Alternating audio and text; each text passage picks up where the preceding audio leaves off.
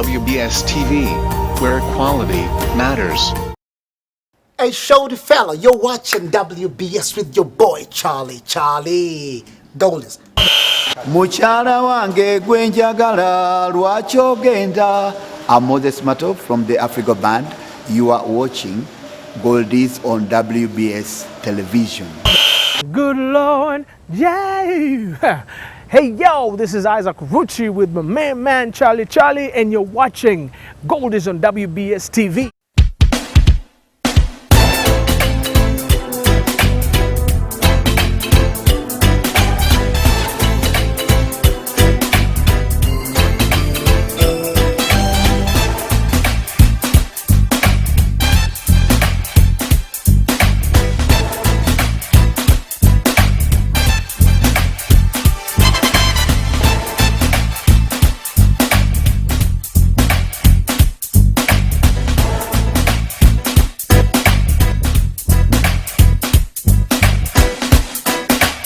Memorable music from great artists such as Anita Baker, Aretha Franklin, Kenny Rogers, Kool and the Gang, the great Madonna, and the beautiful Mariah Carey is all you can expect to watch here on Goldies for the next 1 hour.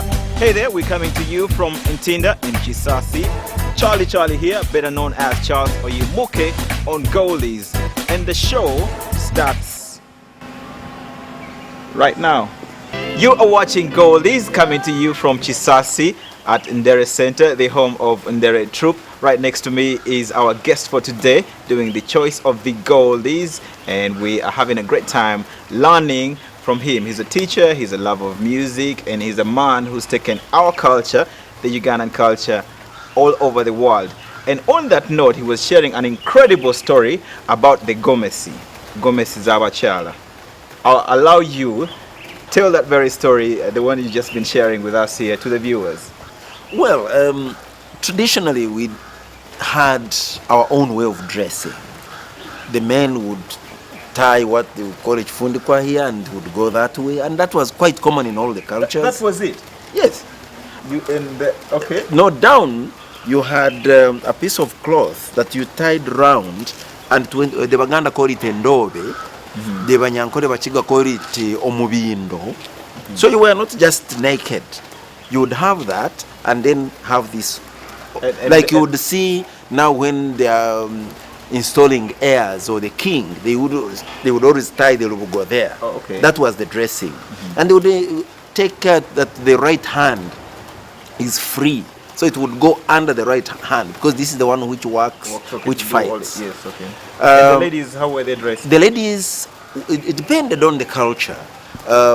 They would either wrap something around the waist, and if they were not yet married, the Baganda would just tie here.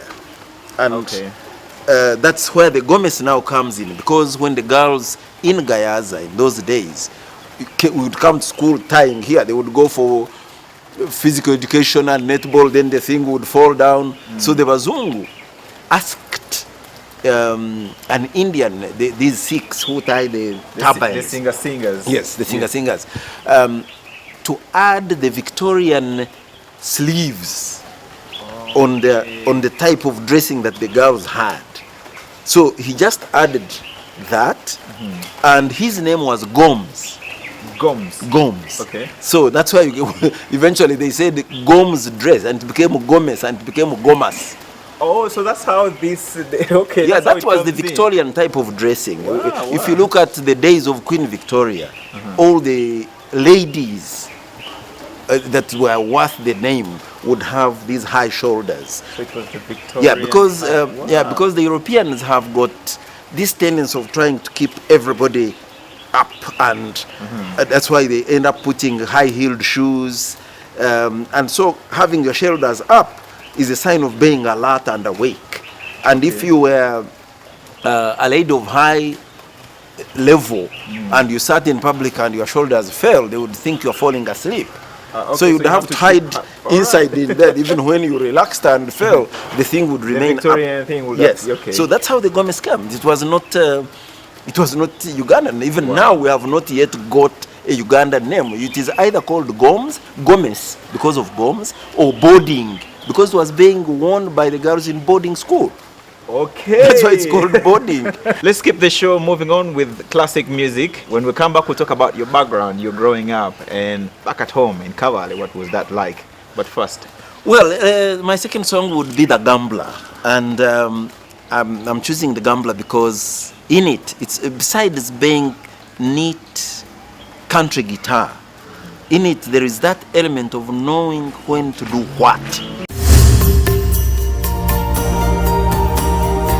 You are watching WBS TV, where quality matters.